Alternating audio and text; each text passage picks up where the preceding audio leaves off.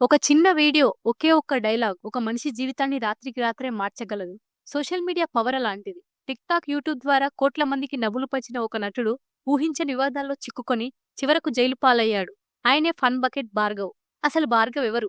విజయనగరం జిల్లాలోని ఒక సామాన్య కుటుంబం నుంచి వచ్చి హైదరాబాద్ స్టార్ ఇన్‌ఫ్లుయెన్సర్‌గా ఎలా ఎదిగాడు?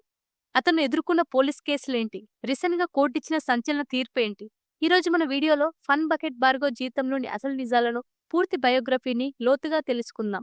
సో, వీడియో చాలా ఇంట్రెస్టింగ్‌గా ఉంటుంది. కాబట్టి చివరి వరకు చూడండి. Welcome to interesting facts Telugu. Fun bucket Bhargav అసలు పేరు చిప్పాడ భార్గవ్. అతను ఆంధ్రప్రదేశ్‌లోని విజయనగరం జిల్లాలో ఒక సామాన్య మధ్యతరగతి కుటుంబంలో జన్మించాడు. చిన్నప్పటి నుండి భార్గవ్‌కు చదువు కంటే నటన, కళలంటేనే ఎక్కువ ఆసక్తి ఉండేది. తండ్రి చిన్న వ్యాపారం చేస్తూ కుటుంబాన్ని సాకేవాడు. తల్లి ఇల్లాలు. ఇంట్లో ఆర్థిక ఇబ్బందులు ఉన్నప్పటికీ భార్గవ్ ఎప్పుడూ తనలోని నటుడిని బ్రతికించుకోవాలని అనుకునేవాడు. స్కూల్, కాలేజీ రోజుల్లో స్నేహితులతో కలిసి అల్లరి చేస్తూ అందరిని నవ్విస్తూ ఉండేవాడు. ఆ నవ్వించే గుణమే అతని జీవితాన్ని మలుపు తిప్పుతుందని అప్పట్లో ఎవరూ ఊహించలేదు. జీవితంలో ఏదో ఒకటి సాధించాలనే కసితో భార్గవ్ హైదరాబాద్ చేరుకున్నాడు. మొదట్లో అవకాశాల కోసం ఎన్నో ఆఫీసుల చుట్టూ తిరిగాడు. తిండికి, రూమ్ రెంట్‌కి కూడా డబ్బులు లేక తీవ్రమైన ఇబ్బందులు పడ్డాడు. అదే సమయంలో భారతదేశంలో టిక్ టాక్ యాప్ విపరీతంగా ట్రెండ్ అవుతోంది. భార్గవ్ దీన్ని ఒక అవకాశంగా తీసుకున్నాడు. తన స్నేహితులతో కలిసి చిన్న చిన్న కామెడీ వీడియోలు చేయడం ప్రారంభించాడు. ముఖ్యంగా అమ్మాయిల గెటప్‌లు వేస్తూ వైవిధ్యమైన డైలాగ్ డెలివరీతో మెల్లమెల్లగా గుర్తింపు తెచ్చుకున్నాడు. టిక్ టాక్ బ్యాన్ అయిన తర్వాత భార్గవ్ తన ప్రయాణాన్ని యూట్యూబ్ వైపు మళ్లించాడు. ఫన్ బకెట్ అనే కాన్సెప్ట్ సిరీస్‌లో భాగమయ్యాడు. స్వల్ప కాలంలోనే ఈ ఛానల్ మిలియన్ల సబ్స్క్రైబర్లను సంపాదించుకుంది. భార్గవ్ చేసే ప్రతి వీడియో ట్రెండింగ్‌లో ఉండేది. ఈ సక్సెస్‌తో అతని ఆదాయం కూడా భారీగా పెరిగింది.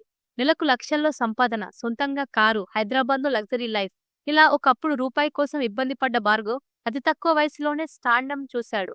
ఎంతో మంది అభిమానులను, స్నేహితులను సంపాదించుకున్నాడు. విజయం ఎంత వేగంగా వచ్చిందో వివాదాలు కూడా అంతే వేగంగా వచ్చాయి.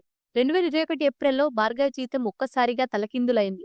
ఒక 14 ఏళ్ల మైనర్ బాలికను వీడియోలు తీస్తానని నమ్మించి లైంగిక వేధింపులకు గురిచేశాడనే ఆరోపణలపై విశాఖపట్నం దిశ పోలీసులు భార్గవ్‌ను హైదరాబాద్‌లో అరెస్ట్ చేశారు. ఈ కేసు తెలుగు రాష్ట్రాల్లో సంచలనం సృష్టించింది.